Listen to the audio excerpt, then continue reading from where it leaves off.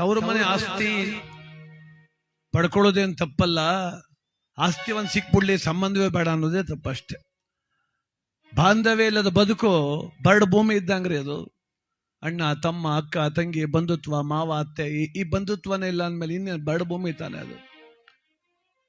ನಾನೊಬ್ಬ ಚೆನ್ನಾಗಿದ್ರೆ ಸಾಕು, ನನ್ನ ಹೆಂಡತಿ ಮಕ್ಳು ಚೆನ್ನಾಗಿದ್ರೆ ಸಾಕು ಅಂತ ಎಲ್ಲರೂ ತೀರ್ಮಾನ ಮಾಡಿದ್ರೆ ಎಲ್ಲರೂ ಶ್ರೀಮಂತರೇ. ಸ್ವಾರ್ಥಕ್ಕೆ ಹೋದ್ರೆ ನಮ್ಮ ಅಪ್ಪ ಅಮ್ಮನ ನೋಡ್ಕೋಬೇಕು, ನಮ್ಮ ಅಕ್ಕ ಕಷ್ಟದಲ್ಲಿ ಅವಳೆ ನಾನು ಸಹಾಯ ಮಾಡಬೇಕು, ನನ್ನ ತಮ್ಮ ಲಾಸ್ ಆಗ್ಬಿಟ್ಟು ಅವನೇನೋ ಸ್ವಲ್ಪ ಹೆಲ್ಪ್ ಮಾಡ್ಬೇಕು, ಇವೆಲ್ಲ ಮಾಡದೇ ಇದ್ರೆ ಇನ್ನಂತೆ ಶ್ರೀಮಂತ. ಊರೆಲ್ಲ ಅಪ್ಪ ಅವನ್ ಬಿಟ್ಬಿಟ್ಟು ಎಲ್ಲೆಲ್ಲ ಬಿಟ್ಬಿಟ್ಟು ಎಲ್ಕ ಮೋಸ ಮಾಡಿ ದೇವನೊಳಗೆ ಹೋಗಿ ಬಿಲ್ಡಿಂಗ್ ಕಟ್ಬಿಟ್ರೆ ಅವರು ಸಾಧಕರು. ಅವರು ಹೆಂಗ್ರಿ ಸಾಧಕರಾಗ್ತಾರೆ? ಸ್ವಾರ್ಥದವ್ರು ಆಗ್ತಾರೆ. ಒಬ್ಬ ಅಣ್ಣ ತಂಗಿಗೆ ಮದುವೆ ಮಾಡ್ತಾನೆ. ಆ ತಂಗಿನ ತವರಿಂದ ಗಂಡನ ಮನೆ ಕಳಿಸ್ಬೇಕಲ್ಲ. ಎಷ್ಟು ಚೆನ್ನಾಗಿ ಹೇಳ್ತಾನೆ ಗೊತ್ತಾ? ಅಮ್ಮ ಮರಿಬೇಡ ತವರೂರು,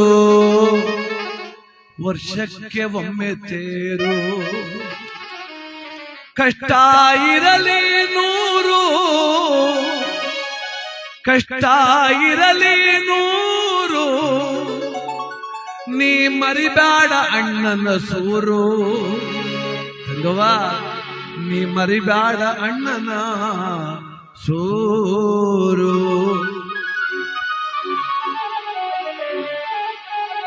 ಅಮ್ಮನ ಮನೆಯಿಂದ ಅತ್ತೆಯ ಮನೆಗೋಗಿ ಮುತ್ತಂತೆ ಬಾಳು ನನ್ನ ತಂಗಿ, ಮುತ್ತಿನುಂಗುರದ ಮಣಿಯಾಗಿ.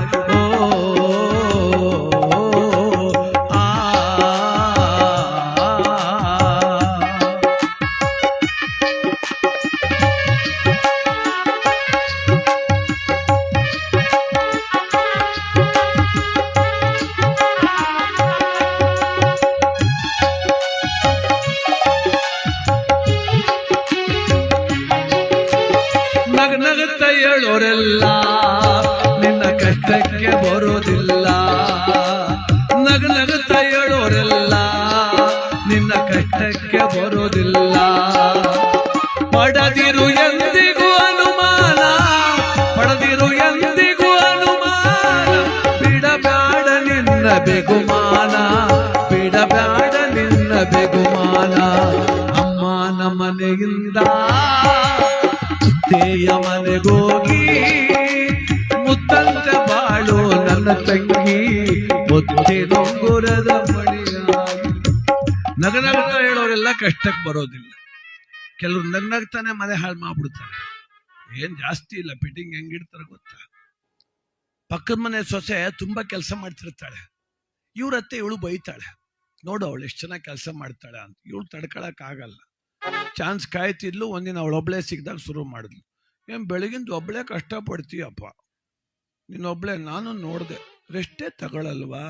ನಿಮ್ಮ ಮತ್ತೇನು ಕುಂತ್ಕೊಂಡೆ ಕಾಲ ಕಳೀತಾಳೆ ಅಂದ್ರೆ ಇವಳು ಅವಳ ಮನೆ ಮುರಿಕ್ ಹೋಗೋಳು. ಈಗ ಯಾಕೆ ಇವ್ರತ್ತೆ ಬೋದ್ರಲ್ಲ, ಈಗ ಅವಳನ್ನು ಹಾಳು ಮಾಡಿ ಇಟ್ಬಿಡ್ಬೇಕು. ನಾನು ನೋಡ್ತೀನಿ ಪಾಪ, ಬಟ್ಟೆನೂ ಹೋಗದ್ರಿ, ಪಾತ್ರೆನೂ ತೊಳೆದ್ರಿ. ಏನ್ ಕಂಡೋರ್ ಮನೆ ಕೆಲ್ಸಕ್ಕೆ ಹೋಗಿದ್ಲ ಅವಳು? ಇವ್ರ ಮನೆ ಕೆಲಸ ತಾನೇ ಮಾಡಿದ್ದು. ತಾನು ಮಾಡೋಕ್ಕಾಗದ್ರು ಸೋಂಬೇರಿತನಕ್ಕೆ ಈ ಮನೇನು ಹಾಳು ಮಾಡಕ್ ನಿಂತಲ ಹೆಣ್ಮಗಳು.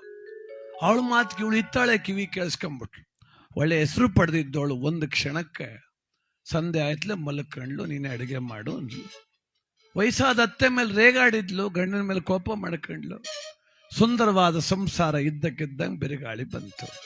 ಅದಕ್ಕೆ ಕವಿ ಬರೀತಾರೆ, ನಗನಗುತ್ತ ಹೇಳೋರೆಲ್ಲ ನಿನ್ನ ಕಷ್ಟಕ್ಕೆ ಬರೋದಿಲ್ಲ, ನಗನಗುತ್ತ ಹೇಳೋರೆಲ್ಲ ನಿನ್ನ ಕಷ್ಟಕ್ಕೆ ಬರೋದಿಲ್ಲ. ಪಡೆದಿರು ಎಂದಿಗೂ ಅನುಮಾನ, ಪಡೆದಿರು ಎಂದಿಗೂ ಅನುಮಾನ, ಬಿಡಬೇಡ ನಿನ್ನ ಬೆಗುಮಾನ, ಬಿಡಬೇಡ ನಿನ್ನ ಬೆಗುಮಾನ. ಅಮ್ಮನ ಮನೆಯಿಂದ ಅತ್ತೆಯ ಮನೆಗೋಗಿ ಮುತ್ತಂತೆ ಬಾಳು ನನ್ನ ತಂಗಿ, ಮುತ್ತಿನುಂಗುರದ ಮಣಿಯಾಗಿ.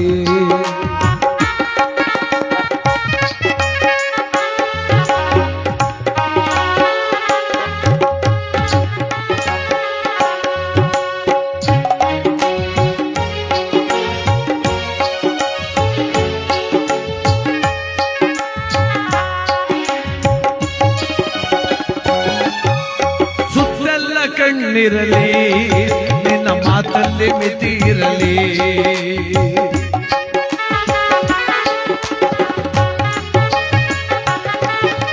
ಸುತ್ತೆಲ್ಲ ಕಣ್ಣಿರಲಿ ನಿನ್ನ ಮಾತಲ್ಲಿ ಮಿತಿ ಇರಲಿ. ನೋಡಿ, ಸ್ವಲ್ಪ ಮಾತಲ್ಲಿ ಮಿತಿ ಇರಲಿ ಅಂದ್ರು, ಸ್ವಲ್ಪ ಸುತ್ತ ಕಣ್ಣಿರಲಿ. ನನ್ನ ಮಾತು ಯಾರು ಕೇಳಿಸ್ಕೊಂತವ್ರು ಸ್ವಲ್ಪ ನೋಡಿ ಮಾತಾಡ್ಬೇಕು. ಕೆಲವು ಸಲ ಮೈದಲ್ಲಿ ಪಡೆದಿರು ಎಂದಿಗೂ ಅನುಮಾನ, ಬಿಡಬೇಡ ನಿನ್ನ ಬಿಗುಮಾನ. ಸ್ವಲ್ಪ ಬಿಗುಮಾನ ಇರ್ಬೇಕಮ್ಮ. ಸಮಾಜ ಹೆಂಗ್ ತಿಳ್ಕತ್ತದ ಹೇಳಕ್ ಬರಲ್ಲ. ಅಯ್ಯೋ ಸಮಾಜದಲ್ಲಿ ಯಾಕೆ ಯಾವಾಗ್ಲೂ ಮುಖ ಗಂಟಾಕಬೇಕು ಅಂತ ನಗ್ತಾರೆ ಕೆಲವರು. ನಗುದ್ನು ತಪ್ಪು ತಿಳ್ಕತ್ತಾರೆ. ನೋಡಿ, ನಮ್ಮ ಹುಡುಗ ನೆನ್ನೆ ಹೇಳಿವ್ನಿ, ಮಂಡ್ಯ ಬಸ್ ಸ್ಟ್ಯಾಂಡಲ್ಲಿ ಇಳಿಯಪ್ಪ. ಮಂಡ್ಯ ಬಿಟ್ಟು ಮದ್ದೂರು, ಮದ್ದೂರು ಆದ್ಮೇಲೆ ಬೆಂಗಳೂರು, ಮೈಸೂರಿಂದ ಬಂದವನು. ಮಂಡ್ಯ ಬಸ್ ಸ್ಟ್ಯಾಂಡ್ ಇಳ್ಕಪ್ಪ, ನಾನು ಇಲ್ಲಿ ಕಾಯ್ತಾ ಇದ್ದೀನಿ ಪಕ್ಕದಲ್ಲಿ ಕಾರ್ಯಕ್ರಮಕ್ಕೆ ಹೋಗುವ ಅಂತ. ಇವನು ಬಸ್ ಹತ್ತು ಕೂತ್ಕೊಂಡು ನಾನು ಮೈಸೂರಲ್ಲಿ ಪಕ್ಕದಲ್ಲಿ ಕೂತ್ಕೊಂಡು ಯಾರೋ ಆಂಟಿ ಸ್ವಲ್ಪ ನಕ್ಕವಳೆ, ಮದ್ದೂರ್ಗೆ ಹೋಗಿ ಇಳ್ದವನು ಬಸ್. 15 ಕಿಲೋಮೀಟರ್ ಪಾಸ್ ಆಗಿರೋದು ಒಂದು ನಗುವಿನಿಂದ. ಅದಕ್ಕೆ ಸ್ವಲ್ಪ ಬಿಗುಮಾನ ಇರಲಿ. ನಕ್ಕುಡ್ನು ತಪ್ಪು ತಿಳ್ಕೊಂಬಿಟ್ರೆ ನಾವೇನು ಮಾಡೋಣ ಜಗತ್ತಲ್ಲಿ? ನಗುದ್ನು ತಪ್ಪು ತಿಳ್ಕೊಬಾರ್ದು ಕಡೆ. ಅವ್ರು ಏನ್ಕೊಂಡು ನಗ್ತಾರೆ, ಏನೆಲ್ಲ ಮುಖ ಗಂಟಾಕ ಕೂತ್ಕೋತಾರ? ಅವ್ರಿಗೆ ಮೊಬೈಲಲ್ಲಿ ಮೆಸೇಜ್ ಬಂದಿತ್ತಂತೆ. ಅದಕ್ಕೋಸ್ಕರ ಪಡೆದಿರು ಎಂದಿಗೂ ಅನುಮಾನ, ಬಿಡಬೇಡ ನಿನ್ನ ಬಿಗುಮಾನ.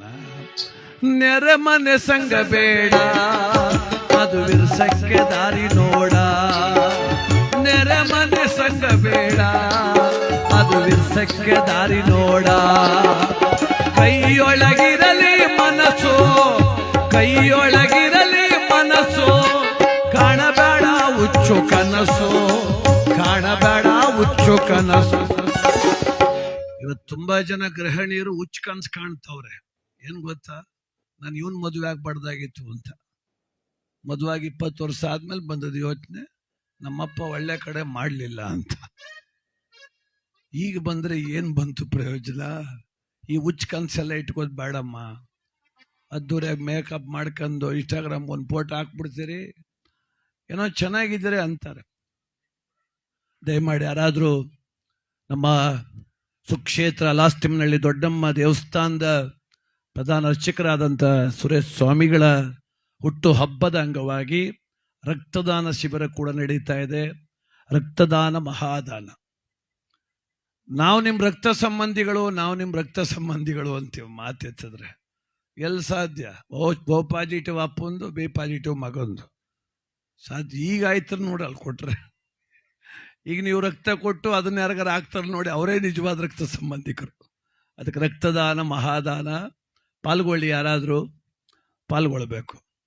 ಅದಕ್ಕೆ ಆ ರಕ್ತದಾನ ಶಿಬಿರ ಮಾಡೋದು ಮೂಲಕ ಇವತ್ತು ಆರೋಗ್ಯ ಶಿಬಿರ ನೋಡಿ ಹಲವಾರು ಕಣ್ಣಿನ ತಪಾಸಣೆ, BP ಶುಗರ್, ಕಿವಿ ಮೂಗು ಅಂಡ್ಲ ತಪಾಸಣೆ, ದಂತ ತಪಾಸಣೆ, ಹೃದಯ ರೋಗ, ಮುಳೆ ರೋಗ, ಆರ್ನಿಯಾ, ಅಪಾಂಡಿಸು, ಹಲವಾರು ತಪಾಸಣೆ, ಮಹಿಳೆಯರಿಗೆ ಗರ್ಭಕೋಶದ ಉಚಿತ ಪರೀಕ್ಷೆ. ಇವತ್ತು ಒಂದು ಕಾರ್ಯಕ್ರಮ ಸಮಾಜಮುಖಿಯಾಗಿದೆ. ಇವತ್ತು ನಮ್ಮ ಸುರೇಶ್ ಸ್ವಾಮೀಜಿಯವರ ಹುಟ್ಟುಹಬ್ಬ, ಅವರ ಹುಟ್ಟುಹಬ್ಬ ಉಳಿದಿಲ್ಲ, ಇದು ಸಮಾಜ ಸೇವೆಯ ಕಾರ್ಯಕ್ರಮ ಆಗಿದೆ. ಎಲ್ಲವನ್ನೂ ಕೂಡ ಸದುಪಯೋಗ ಪಡಿಸ್ಕೊಳ್ಳಿ, ಒಳ್ಳೇದಾಗಲಿ, ಶುಭವಾಗಲಿ. ಹಾಗೆ ನಮ್ಮ ಕಾರ್ಯಕ್ರಮ ನಮ್ಮ ಶ್ರೀನಿವಾಸಣ್ಣವರು, ಹುಡುಗರು ಕೆ ಶ್ರೀನಿವಾಸಣ್ಣವರು, ಮಾಜಿ ಆಪ್ಕಾಮ್ಸ್ ನಿರ್ದೇಶಕರು, ದೇವನಹಳ್ಳಿ ತಾಲೂಕು, ಬಹಳ ಪ್ರೀತಿಯಿಂದ ಆಯೋಜನೆ ಮಾಡೋ ಕಾರ್ಯಕ್ರಮ ಇದೆ. 10 ಬಾರಿ ಫೋನ್ ಮಾಡಿ ನಾನು ಅವ್ರಿಗೆ ಚಿರಋಣಿ. ಯಾಕೆಂದ್ರೆ ಪ್ರತಿನಿತ್ಯ ಆಡ್ತೀನಿ ನಾನು. ಆದರೆ ಇವತ್ತು ನಮ್ಮ ಶ್ರೀನಿವಾಸಣ್ಣನ ಕೃಪೆಯಿಂದ ತಾಯಿ ಕ್ಷೇತ್ರಕ್ಕೆ ಬಂದು ಆಡುವಂಥ ಯೋಗ್ಯತೆ ಅಣ್ಣ ಕೊಡಿಸಿದ್ದಾರೆ ನಮಗೆ. ಅದಕ್ಕೆ ಅವರಿಗೆ, ನಮ್ಮ ಶ್ರೀನಿವಾಸಣ್ಣನಿಗೆ ನಮ್ಮ ಕಲಾ ತಂಡದ ಪರವಾಗಿ ಅನಂತ ಧನ್ಯವಾದ ಅಣ್ಣ, ಅನಂತ ಧನ್ಯವಾದ. ಚಪ್ಪಾಳೆ ಹೊಡಿರೋವ ಅದೇನು ಹಿಂದೆ ಮುಂದೆ ನೋಡ್ತೀರಿ ನೀವು. ಅಮ್ಮ ಚಪ್ಪಾಳೆ ಹೊಡೆದ್ರೆ ಉಪಯೋಗ ಗೊತ್ತಾ ನಿಮಗೆ? ಆರೋಗ್ಯ ಚೆನ್ನಾಗಿರ್ತದೆ ಅಂತಾರೆ, ಅಷ್ಟೇ ಗೊತ್ತು ನಿಮಗೆ. ಇನ್ನೂ ಒಳ್ಳೆ ಏನೇನು ಪಾಯಿಂಟ್ ಗೊತ್ತಿಲ್ಲ ನಮಗೆ. ಮುಖ್ಯವಾಗಿ ಚಪ್ಪಾಳೆ ಹೊಡೆದ್ರೆ ಮುಖದಲ್ಲಿ ತೇಜಸ್ ಜಾಸ್ತಿ ಆಗುತ್ತೆ, ಕಾಂತಿ. ಇಷ್ಟುದ ಪ್ಯಾರೆಂಟ್ ಲವ್ಲಿಗೆ 50 ರೂಪಾಯಿ ಕೊಡ್ಬೇಕು. ಸುಮ್ಮನೆ ಚಪ್ಪಾಳೆ ಹೊಡೆದ್ಬಿಡಿ ಬೆಳಗ್ಗೆ ಎದ್ದು, ಫಳ ಅಂತ. ಆಮೇಲೆ ಇಲ್ಲೇ ಹೊಡೀರಿ, ಬಸ್ ಸ್ಟ್ಯಾಂಡ್ಗೆ ಹೋಗಿ ಹೊಡೆದು ಹಿಡಿದು ಬಿಟ್ಟಿರಿ. ಅದು ಬೇರೆ ದೊಡ್ಡ ತಪ್ಪು ಆಯ್ತದೆ. ನಾನು ಹೇಳ್ಕೊಟ್ಟು ಏನೇನೋ ತಪ್ಪಾಗೋದು ಬೇಡ. ಆಮೇಲೆ ಆರೋಗ್ಯ ಚೆನ್ನಾಗಿರ್ತದೆ, ಲವಲವಿಕೆ ಇರ್ತದೆ, ಹೃದಯದ ಬಡಿತ ಸ್ಥಿಮಿತಕ್ಕೆ ಬರ್ತದೆ. ಅದಕ್ಕೆ ನೋಡಿ ಕವಿ ಎಷ್ಟು ಚೆನ್ನಾಗಿ ಹೇಳ್ತಾರೆ ಗೊತ್ತಾ? ತಂಗಿಗೆ ಅಣ್ಣನ ಬುದ್ಧಿ ಮಾತು, ಮರಿಬೇಡ ತವರೂರು ವರ್ಷಕ್ಕೆ ಒಮ್ಮೆ ತೇರು, ಮರಿಬೇಡ ತವರೂರು ವರ್ಷಕ್ಕೆ ಒಮ್ಮೆ ತೇರು, ಕಷ್ಟ ಇರಲಿ ನೂರು, ಕಷ್ಟ ಇರಲಿ ನೂರು, ಮರಿಬೇಡ ಅಣ್ಣನ ಸೂರು, ಮರಿಬೇಡ ಅಣ್ಣನ ಸೂರು. ವರ್ಷಕ್ಕೊಮ್ಮೆ ತೇರು ಅಂತ ಅಣ್ಣ ಅಂದ. ಈ ಮಾತು ಚೆನ್ನಾಗಿ ಅರ್ಥ ಮಾಡ್ಕೊಳ್ಳಿ ಅಮ್ಮ. ತವ್ರ ಮನೆಗೆ ಜಾಸ್ತಿ ಬರಬೇಡ, ವರ್ಷಕ್ಕೊಂದ್ಸಲ 2 ಸಲ ಚಂದ. ಫೋನ್ ಅದೇ ಅನ್ಬಿಟ್ಟು ಆಧಾರ್ ಕಾರ್ಡ್ ಫ್ರೀ ಮಾಡವ್ರೆ ಅನ್ಬಿಟ್ಟು ಹ್ಞೂ ಅಂತ, ಅನ್ನ ಬೆಂದಿಲ್ಲ ಅಂದೇಟ್ಗೆ ಬಸ್ ಹತ್ ಬಿಡುದು, ಸಾಂಬಾರ್ಗೆ ಉಪ್ಪು ಹಾಕಿಲ್ಲ ಅಂದೇಟ್ಗೆ ಬಸ್ ಹತ್ ಬಿಡುದು. ಅವನು ಹೇಳೋನ ಅಣ್ಣ, ವರ್ಷಕ್ಕೊಮ್ಮೆ ತೇರು, ವರ್ಷಕ್ಕೊಂದ್ಸಲ ಬಾ, ಏನೋ ಹೆಚ್ಚಂದ್ರೆ 2 ಸಲ 3 ಸಲ ಬಾ, ಬೆಳಕಾಯ್ತಂದ್ರೆ ಇಲ್ಲೇ ಇರಬೇಡ, ಇಲ್ಲಿ ಬಂದು ನಮ್ಮ ಸಂಸಾರನು ಬೆಳ್ಳಿಗೆ ಇಡಬೇಡ ನೀನು. ಹಂಗಾಗ್ತವೆ ಎಷ್ಟೋ ಜನ ಹೆಣ್ಮಕ್ಳು ಅವ್ರ ಮನೆ ಹಾಳು ಮಾಡಿ ಬಂದದ್ದಲ್ಲಿ ಇಲ್ಲಿ ಅಣ್ಣನ ಮನೆನೂ ಹಾಳು ಮಾಡಕ್ ನಿಲ್ತ್ಕತ್ತಾರೆ. ಯಾಕೆ ಅತ್ತೆ ಸರಿ ಇಲ್ಲ ಅಂದವಳು ಅತ್ತಿಗೆ ಸರಿ ಇಲ್ಲ ಅಂದ ಇರ್ತಾಳ? ನೋಡಿ, ತಪ್ಪುಗಳನ್ನೇ ನೋಡ್ತಾ ಹೋದ್ರೆ ತಪ್ಪುಗಳೇ ಕಾಣ್ತವೆ. ನ್ಯೂನತೆ ನನ್ನಲ್ಲೂ ಇದೆ, ಅದು ತಿಳ್ಕೋಬೇಕು. ಯಾರು ನನ್ನನ್ನು ಒಪ್ತಿಲ್ಲ ಅಂದಾಗ ಅರ್ಥ ಮಾಡ್ಕೋಬೇಕೇನೋ ನನ್ನಲ್ಲೂ ತಪ್ಪಿರಬಹುದು ಅಂತ. ಅದಕ್ಕೆ ಮರಿಬೇಡ ತವರೂರು ವರ್ಷಕ್ಕೆ ಒಮ್ಮೆ ತೇರು. ಅದು ಅಣ್ಣ ಒಂದು ಮಾತು ಹೇಳ್ದ ನೋಡಿ, ಏನಂತ? ಕಷ್ಟ ಇರಲಿ ನೂರು, ಕಷ್ಟ ಇರಲಿ ನೂರು, ಮರಿಬೇಡ ಅಣ್ಣನ ಸೋರು, ಅವ್ವ ಮರಿಬೇಡ ಅಣ್ಣನ ಸೋರು. ಅಮ್ಮನ ಮನೆಯಿಂದ ಅತ್ತೆಯ ಮನೆಗೋಗಿ ಮುತ್ತಂತೆ ಬಾಳು ನನ್ನ ತಂಗಿ, ಮುತ್ತಿನುಂಗುರದ ಮಣಿಯಾಗಿ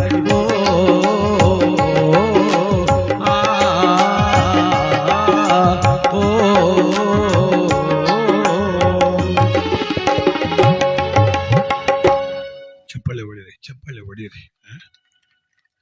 ಕಾರ್ಯಕ್ರಮಕ್ಕೊಂದು ಲವಲೋಕೆ, ಅದು ಸಂತೋಷದ ಕಾರ್ಯಕ್ರಮ. ಒಳ್ಳೆ ಅಡಿಗೆ ಮಾಡಿ, ಬಿಸಿಬೇಳೆ ಬಾತು ಬಜ್ಜಿ ಹೆಂಗಿತ್ತು? ಪುಣ್ಯಾತ್ಮರು ಭಟ್ರು ಎಷ್ಟು ಚೆನ್ನಾಗಿ ಮಾಡಿ, ರುಚಿಕಟ್ಟಾಗಿ ಅಡುಗೆ. ಒಳ್ಳೆದಲ್ಲಿ ಕಣಪ್ಪ, ಸೂಪರ್ ಆಗಿತ್ತು. ಆ ದೇವ್ರು ಒಳ್ಳೇದು ಮಾಡಲಿ.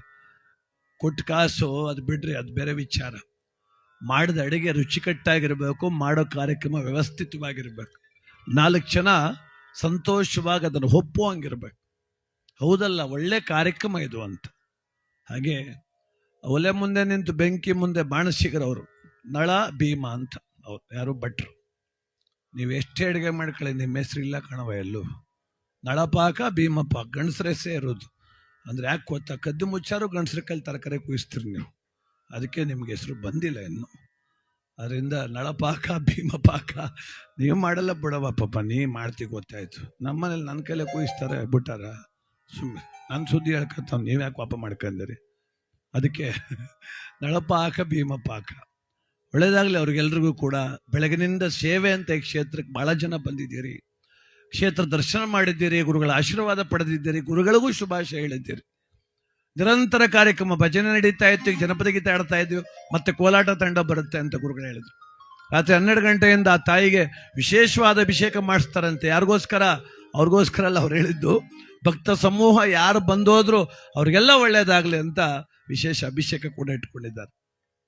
ನೋಡಿ, ಸಮಯ ನಾವು ಮಾಡ್ಕೊಂಡ್ರೆ ಸಿಗ್ತದ್ರಿ. ಈ ಸಮಯ ಸುಂದರ ಸಮಯ, ಈ ಸನ್ನಿವೇಶ ಸುಂದರ ಸನ್ನಿವೇಶ. ತಾಯಿ ದರ್ಶನವೇ ಅತಿ ದುರ್ಲಭ. ಆ ಭಾಗ್ಯ ದಕ್ಕಿದೆ. ನಮ್ಮ ದೇವನಹಳ್ಳಿ ತಾಲೂಕಿನ ಅಲಾಸ್ತಿಮ್ಮನಹಳ್ಳಿಯ ದೊಡ್ಡಮ್ಮ ಕ್ಷೇತ್ರದಲ್ಲಿ ನಾವಿದ್ದೇವೆ ಇವತ್ತು. ನನ್ನೂರಿಗೂ ಇಲ್ಲಿಗೂ 170 ಕಿಲೋಮೀಟರ್, ನಮ್ಮ ಮಳವಳ್ಳಿಗೂ ಇಲ್ಲಿಗೂ 170 ಕಿಲೋಮೀಟರ್ ಆಗ್ತದೆ. ಅಲ್ಲಿಂದ ಇಲ್ಲಿಯ ತನಕ ಬಂದ ಯಾರಿಂದ? ತಾಯಿ ದೊಡ್ಡಮ್ಮನಿಂದ, ಆ ಜಗನ್ಮಾತೆಯಿಂದ. ಆಡೋ ಶಕ್ತಿ, ಕೇಳುವಂತ ಸೇರಣೆ, ಇವೆಲ್ಲ ಆ ತಾಯಿನೇ ಕೊಟ್ಟಿರೋದು, ಇನ್ಯಾರು ಕೊಟ್ಟದ್ದಲ್ಲೇ. ನಾವು ನಿರ್ಮಾಣ ಮಾಡ್ಕೊಳ್ಳೋದು ಯಾವತ್ತು ಅನ್ಕೊಳ್ಳೋದು ಬೇಡ. ನಾವು ಆ ತಾಯಿ ಕೃಪೆಯಿಂದ ನಾವೆಲ್ಲ ಸೇರಿದ್ದೇವೆ. ಜಗನ್ಮಾತೆ ಒಳ್ಳೆ